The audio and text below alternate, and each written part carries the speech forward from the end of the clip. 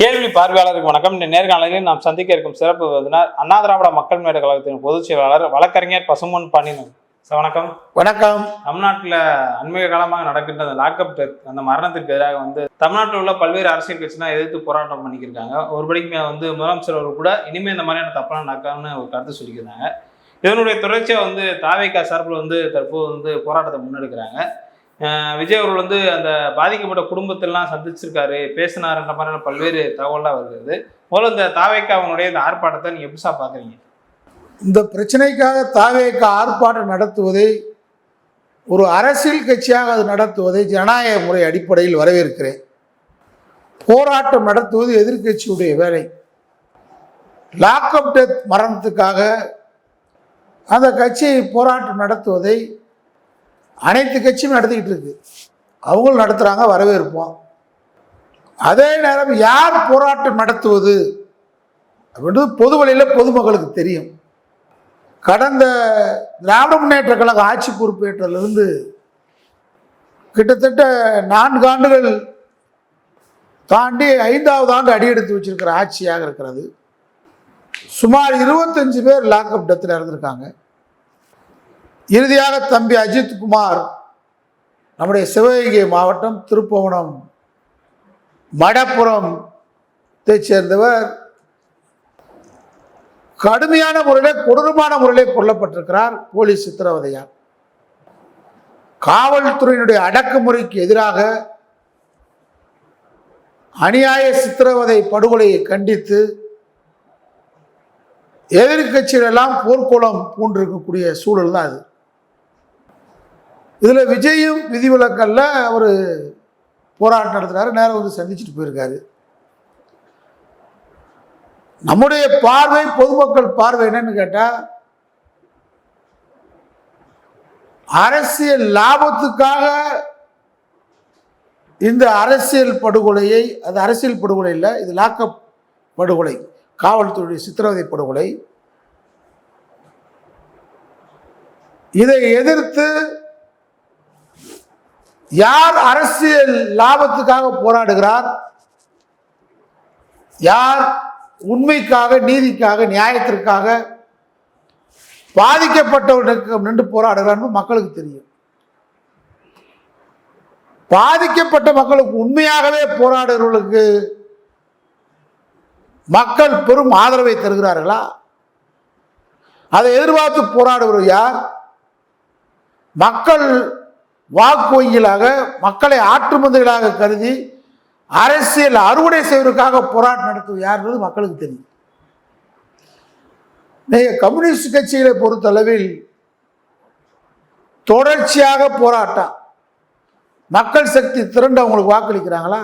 ஆனால் அவங்க அரசியல் அறுவடை பண்ணுவதற்காக, லாபம் செய்வதற்காக போராட்டம் நடத்தல. தொடர்ச்சியாக இன்றைக்கு தொழிற்சங்கத்துடைய உரிமை, தொழிலாளர் உரிமை பாதுகாக்கப்படுகிறது. ஜனநாயக படுகொலையை கண்டித்து, இந்த மாதிரி லாக்அப் டெத்துடைய படுகொலையெல்லாம் கண்டித்து கம்யூனிஸ்ட் கட்சி தான் போராடுறான். ஆனால் கம்யூனிஸ்ட் கட்சிக்கு மக்கள் வாக்களிக்கிறாங்களா? கூட்டணியில் சேர்ந்தால் தான் சட்டமன்ற உறுப்பினர் முடியும். அப்போ அவங்க நோக்கம் என்னன்னு கேட்டால், எங்களுக்கு வாக்களித்தாலும் வாக்களிக்க விட்டாலும், நாங்கள் ஒரு பெரிய கட்சியாக வளர்ந்தாலும் வளராவிட்டாலும் இருக்கிறவர்கள் நியாயத்துக்காக போராடுவோம். இது வரலாறு. அது மாதிரி திராவிட முன்னேற்ற கழகம் ஆட்சியில் இல்லாத காலத்தில் எதிர்கட்சியாக இருக்கின்ற பொழுது பெண்ணை ஜெயராஜ் சாத்தான்குளம் இதே மாதிரி காவல் நிலைய சித்திரவதை படுகொலையை கண்டித்து கடுமையான போராட்டத்தை முன்னெடுத்தது. இன்றைக்கு பிரதான எதிர்கட்சி அதிமுக, எடப்பாடி பழனிசாமியான பிரிவு, மடப்புறத்துக்கு வரைக்கும் எடப்பாடி பழனிசாமி வரல, பெரிய போராட்டத்தையும் முன்னெடுக்கலை. இது காலத்தின் கோலம். அவர் இங்கிட்டு போய் ஊர்வலம் போய்க்கு, அதாவது அவர் உண்மை விற்க போனால் காற்றடிக்குது, மாவு விற்க போனால் மழை பெய்யுது. மாவு விற்கிறதுக்கு மழை நேரத்தில் போகலாமா? உண்மை விற்கிறதுக்கு காற்றடிக்கிற நேரத்தில் ஆடி மாதம் உண்மை விற்க போகலாமா? இதைத்தான் எடப்பாடி செய்கிறாரு. இங்கே மடப்புறத்தில் விஜய் நேற்று முளைச்ச காளான் மாதிரி தான் அரசியலில் அவர் கூட இதுக்கு போராட்டம் நடத்துறாரு. அதில் என்ன தப்புன்னு கேட்டால் போலீஸ் அனுமதி கொடுத்துருச்சு, ஆனால் அவர் நீதிமன்றத்துக்கு போகிறார். 10 நிபந்தனையோட அனுமதி நாளைக்கு நடத்துகிறாங்கன்னு நினைக்கிறேன், அனுமதி கொடுத்துட்டாங்க. அவர் நடத்துகிற போராட்டம் என்பது, விஜய் நடத்துகிற போராட்டம் என்பது அரசியல் அறுவடை செய்வதற்காக, அரசியலில் லாபம் பெறுவதற்காக. இதான் மக்களுடைய எங்களுடைய தலைவர் நிக்கிறான்னு தாவேகா சொல்றாங்க. சரி, ஸ்ரீமதி பள்ளிக்கு சென்ற தாளாட்டி பாலூட்டி சீராட்டி வளர்த்து மகளை கல்வி சாலைக்கு அனுப்பிவிட்டு யார் கொன்றார்களே தெரியாம இன்னைக்கு ஒரு அபலை தாய் நீதிமன்றத்தின் நெடிய வாசல்களை ஏறி இறங்கி கொண்டிருக்கிறாரே, அப்பொழுது விஜய் எங்க இருந்தார்? எந்த ஷூட்டிங்கில் இருந்தார்? யாரோடு இருந்தார்? என்ன நிலைமையில் இருந்தார்? இந்த கேள்விலாம் வரும்ல. இதே மடப்புறத்துக்கு பக்கத்துல ராமநாதபுரத்துல மாணவன் மணிகண்டன் காவல்துறை வாகனச்சோர் ஈடுபட்டவர்கள் அடிச்சே கொண்டார்கள். திருப்புவனத்துக்கு ராமநாதபுரத்துக்கு ரொம்ப தூரம் இல்லையே விஜய். இதை மக்கள் பார்ப்பான். மக்கள் யார் எந்த நிலைமைக்கு போராடுறாங்க, எதுக்கு போராடுறாங்க, எந்த காலகட்டத்தில் போறாங்கன்னு பார்ப்பான். ஆனால் போராட்டம் நடத்துவது ஜனநாயக உரிமை, ஒரு அரசியல் கட்சியுடைய வேலை, கடமை. நான் அந்த இடத்துக்கு தப்பு சொல்லலை. ஆனால் திமுக ஆட்சிக்கு வந்திருந்து 25 காவல் நிலைய சித்திரவதை படுகொலை நடந்திருக்கு. 25 படுகொலை நாங்கள் கண்டித்து பேசியிருக்கோம், ஆர்ப்பாட்டம் பண்ணியிருக்கோம். இந்த இடத்துல ஒரு பெரியாரின் தொண்டனுக்கு ஜாதி இல்லை, ஒரு பெரியாரின் தொண்டனுக்கு மதம் பார்வை இல்லை. இறக்கப்பட்டிருக்கிறவன் ஒரு தமிழன், இறந்தவன் முதலில் ஒரு மனிதன். அவன் மனித விதிமுறை மீறி காட்டு முராண்டித்தனத்தால் கயவர்களால் காவல்துறையால் அடிச்சு கொல்லப்பட்டிருக்கிறான். அவனுக்கு நீதி வேண்டும் என்று போராடுகிறோம். அதிலே நம்முடைய சிறுமதிக்கு இன்றைக்கு வரைக்கும் போராடுறான். முழுக்க முழுக்க காவல்துறை அராஜகம். அதை நாங்க எதிர்த்து பேசுறோம். இது மாதிரி விஜய் பேசணும்ல. நாங்க திராவிட மாடலை ஆதரிக்கிறோம், திராவிட மாடல் முதல்வரை ஆதரிக்கிறோம் கருத்தியல் ரீதியாக. ஆனால் அவரும் காவல் நிலைய படுகொலையை கண்டிப்பவர். இன்னைக்கு இந்தியாவிலே எந்த முதலமைச்சர் தனக்கு கீழே காவல்துறை வச்சிருக்கிற முதலமைச்சர் நீங்க பொதுமக்களுக்கு நம்பகத்தன்மை உருவாக்குவதற்காகவும் எதிர்கட்சியுடைய கோரிக்கை ஏற்று சிபிஐ விசாரணைக்கு உத்தரவிட்ட முதலமைச்சர் இந்தியாவில் யாரு? நடந்துருச்சு, நடக்கக்கூடாது, இனிமேல் நடக்கக்கூடாது. அதனாலதான் காவல் நிலைய சித்திரவதை படுகொலை தடுப்பு சட்டம் சட்டத்தை, தனி சட்டத்தை சட்டமன்றத்தில் இயற்ற வேண்டும் கேட்கிறோம். ஆணவ படுகொலைக்கு எப்படி தனி சட்டம் இயற்றப்பட கோரிக்கை வைக்கின்றோமோ அதே போன்று காவல் நிலைய சித்திரவதை படுகொலை சட்டத்தையும் கொண்டு வர வேண்டும் நம்முடைய கோரிக்கையாக. ஆணவ படுகொலைக்கு எங்கேயாவது விஜய் குரல் கொடுத்திருக்கிறாரா? எந்த இடத்துல பேசியிருக்கிறாரா? இப்பொழுது பார்த்தீங்கன்னாக்க திருச்சியில் ஒரு ஆடியோ,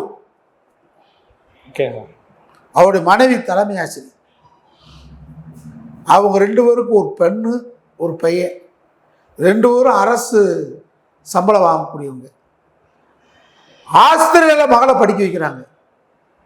அதாவது சாதி பெருமை பேசுகிறவன் ஊர்ல மண்ணுல படிக்க வைக்கல, வெளிநாட்டு கலாச்சாரத்தை பின்பற்றக்கூடிய ஆஸ்திரேலியால படிக்க வைக்கிற படிப்புக்கு மட்டும். அப்ப அந்த கலாச்சாரம் வரும்ல.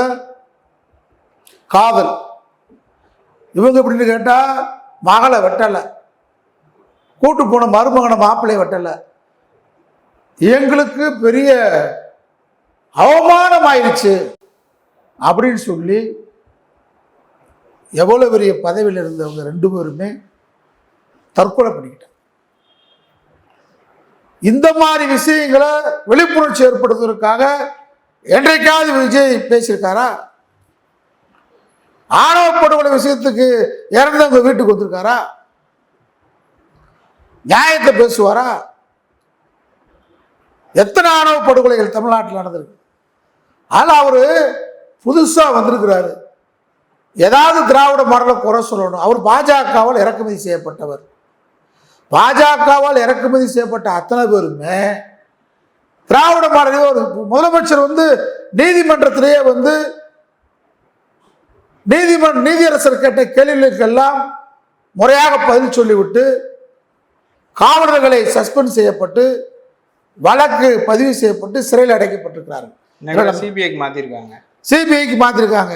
இதை விட ஒரு நம்ம என்ன கேட்கிறோம்னு கேட்ட முதலமைச்சர்கிட்ட, அந்த சிறையில் இருக்கக்கூடிய காவலர்களை ஒப்புதல் வாக்குமூலம் வாங்கினா தெரியும் அவங்களுக்கு உத்தரவிட்டது யாருன்னு. அது சிபிஐ சிபிஐயில் ஒப்படைச்சதுனால அதை அவங்க அதோட விட்டுட்டாங்க. அது சிபிஐ பார்த்துக்கிறோம், கொண்டு வந்துடும். ஆனால் இந்த 25 பேர் படுகொலைக்கு, காவல் நிலைய சித்திரவதை படுகொலைக்கு வராத விஜய், தம்பி விஜய் வந்தது வரவேற்போம். அது ஒன்றும் தப்பு இல்லை. உங்கள் நோக்கத்தை பிரித்து பார்க்குறேன். உங்கள் நோக்கம் ராமநாதபுரம் மணிகண்டனுக்கு வரல, சிறுமதிக்கு வர மாட்டேன்றீங்க. கடந்த 24 பேருக்கு வரல. புரட்சி தலைவர் எம்ஜிஆர் வந்து நீங்கள் நடிகராக தான் இருந்தார், புரட்சி நடிகராக இருந்தார். வெள்ளம் பாதிக்கப்பட்ட மக்களுக்கு நிவாரண உதவிகள் கொடுத்தார். இன்னைக்கு சூர்யா அறக்கட்டளை மூலமாக செய்து கொண்டிருக்கிறார்.